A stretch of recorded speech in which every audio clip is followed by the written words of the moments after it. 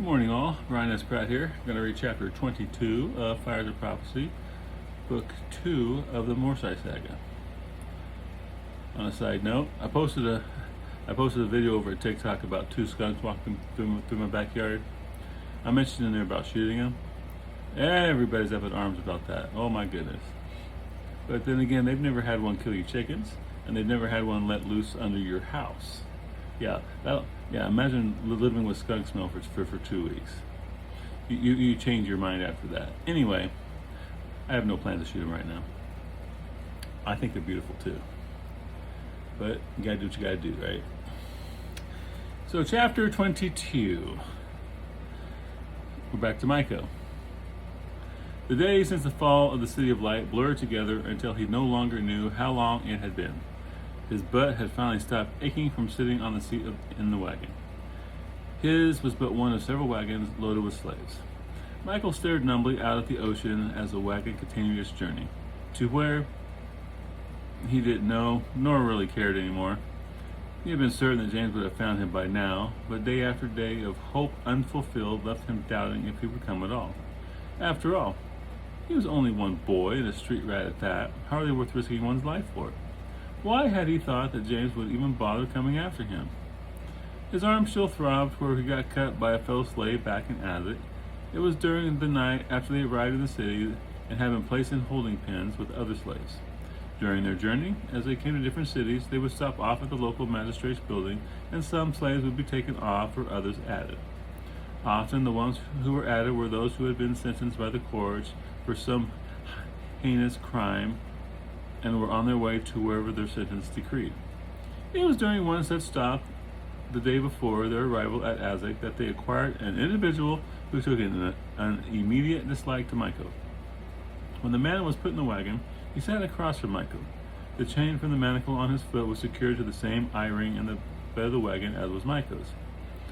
Maiko disliked the look of him from the beginning. He lacked 2 fingers on his right hand, and a scar ran across one eye that was white and obviously blinded. His hair was greasy and dirty, many of his teeth were missing, and those that remained were crooked and beginning to turn black. He began to refer to him as Blacktooth, but only in his mind. Blacktooth kept staring at Maiko after the wagon began rolling, and then he said something to him. When Maiko failed to respond, he grew agitated. One of the other slaves in the wagon, who had been riding with Maiko for a while, spoke to him. Blacktooth turned to Maiko and said something else before a crooked smile played across his face, which did anything but put him at ease. The rest of that day, Blacktooth stared at him, and by the end of the day, Michael felt very uncomfortable and worried. Blacktooth was never planned. He just came up as I was writing. Why did he get an instant dislike to Michael and prove to be his nemesis throughout this entire book? I never said, and I probably won't. To tell you the truth, I'm not really sure. I just wanted someone to be on Michael's bad side and kind of give an extra added level of showing how terrible slavery is. I mean, Michael can't get away from it. But on the other hand, slaves need to be taken care of, and so I showed that part too.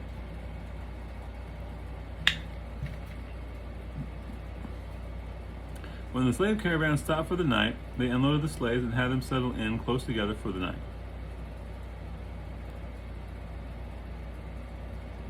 With several slavers armed with crossbows standing watch. Their legs were manacled together, but their hands were kept free. One by one, they were marched away from camp where they were allowed to answer nature's call and then return to the others. Michael was relieved that Blacktooth hadn't been put close to him. He did catch him glancing over at him from where he sat on the other side of the group. Each time, a chill ran through Michael and his nerves would get the better of him. In the morning, many slaves were talking among themselves and pointing off the road to the east. Michael got up and looked to see a wall of fog off in the distance. No one spoke his language, so he was left to his own imagination as to why they were so excited. Once more, he was led to the edge of camp where Michael took care of nature's business, then was brought back to the wagon where he was once again manacled to the eye-ring in the bed of the wagon. Blacktooth sat on his side of the wagon with 2 others between them, much to Michael's relief. All that day they rode under the blazing hot sun. Michael was surprised at just how dark he had become from the sun. Near nightfall, A large city appeared ahead on the horizon. One of the others in the wagon pointed to it and said, Azek. Michael gazed at the approaching city and wondered if this would be the end of the line for him, where he would truly become a slave. With apprehension, he watched the city grow closer until finally they passed through the gates. They rolled through the city until arriving at a large compound where the wagon stopped and they were removed.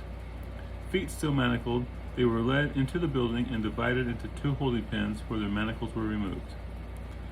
Michael was the second to enter the pen, and he watched with dread as Blacktooth followed him in.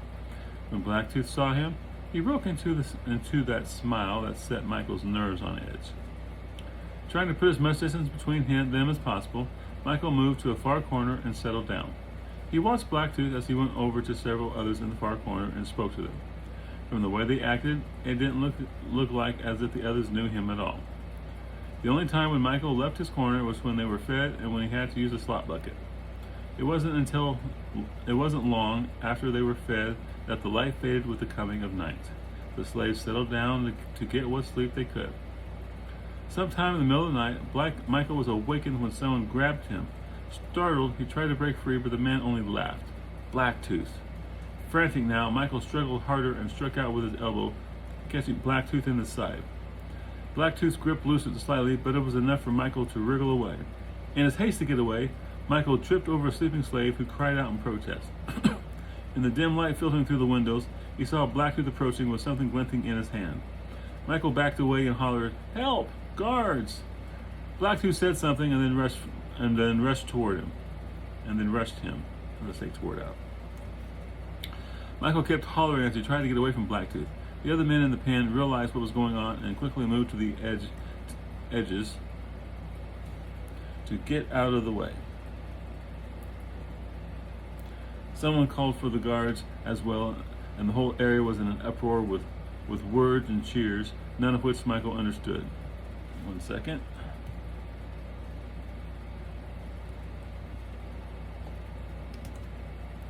A door opened and light filled the pens from several torches brought in by guards to see what the commotion was about. Blacktooth chased him around the pen, oblivious to the guards entering the holding area. When Michael moved close to the men at one side, one of them tripped him. Falling, Michael quickly rolled onto his back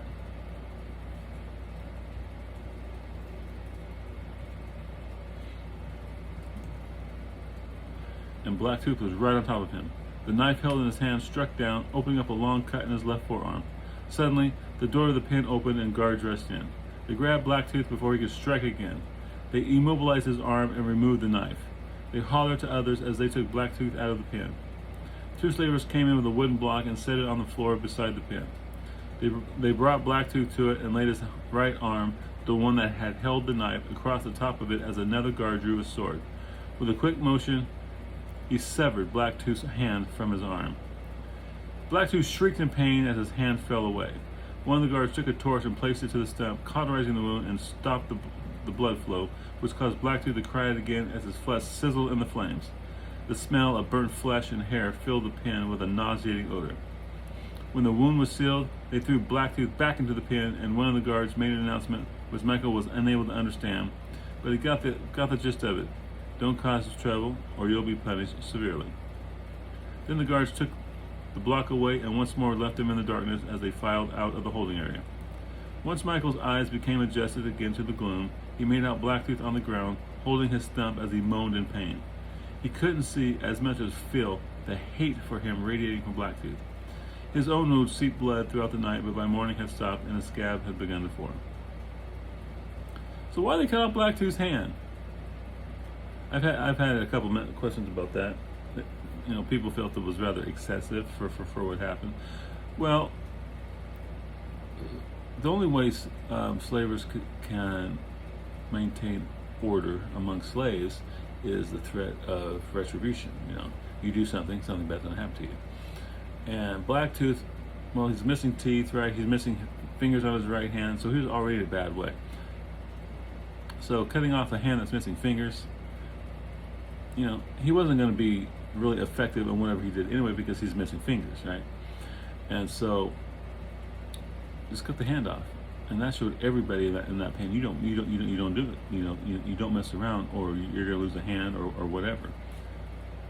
So, one, yeah, it reduced his value, but the message that gave to everybody else was far more valuable.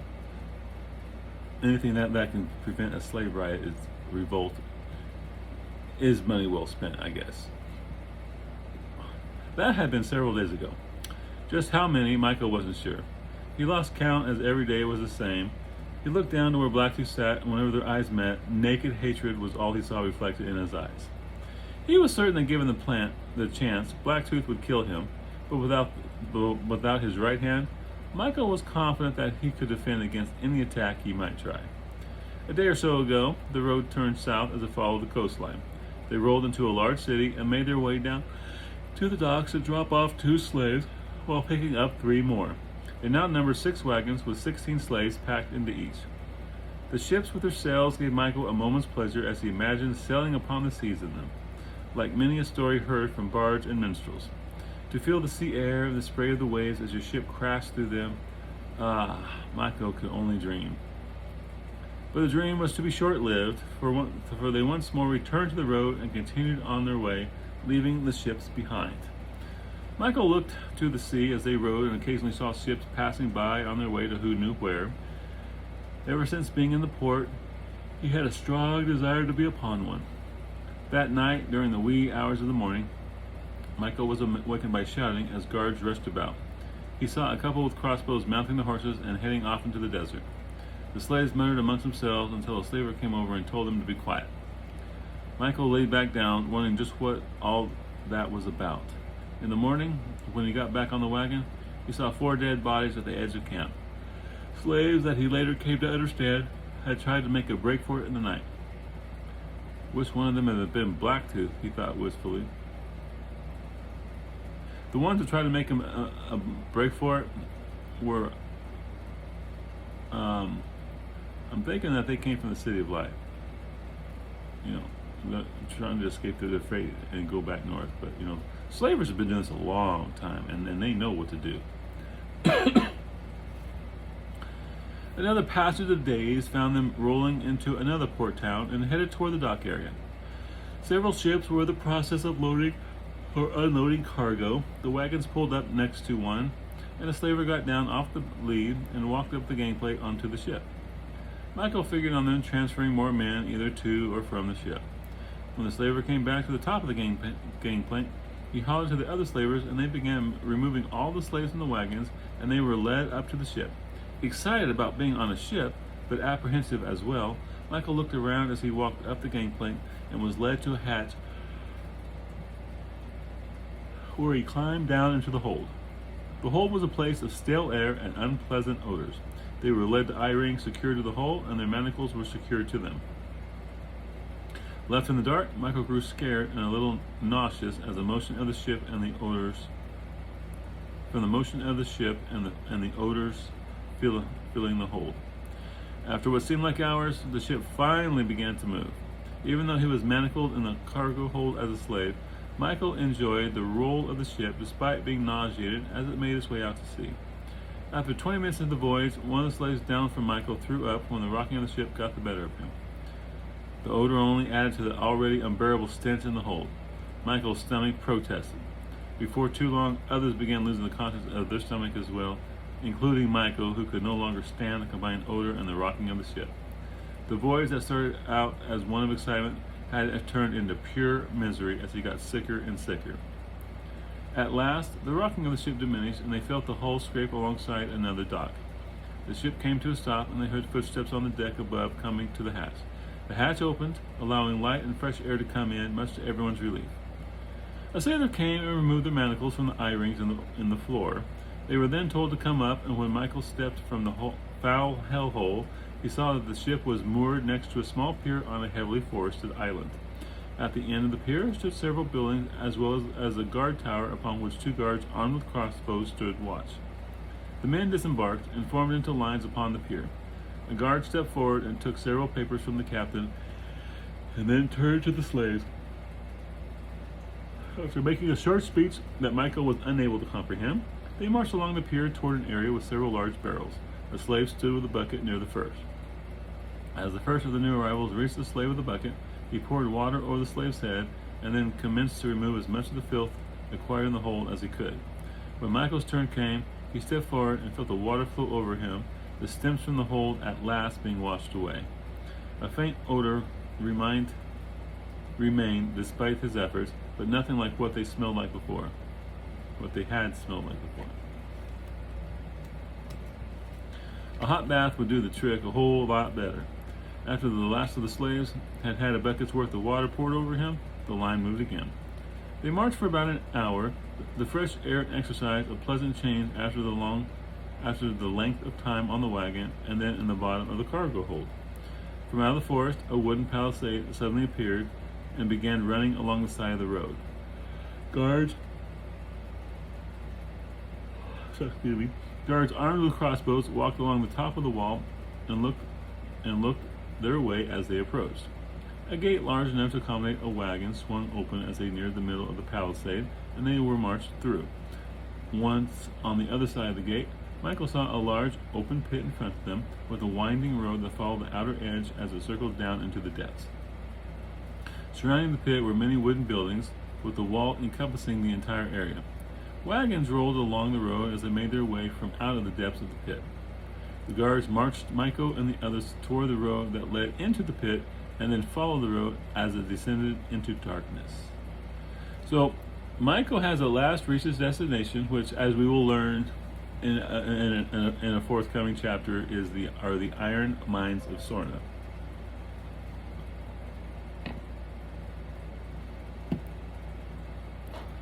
And so, then we'll find out what happens there. Blacktooth follows him. Blacktooth continues being a menace up until the very end. And I don't like Blacktooth, but I like the whole character that he became. Only in so much that it added a little bit extra to the whole Iron Mine thing. I don't know why I put Blacktooth in there, but I did. So, do you guys like Blacktooth? Or is he just an irritant? I won't remove him, I'm just curious.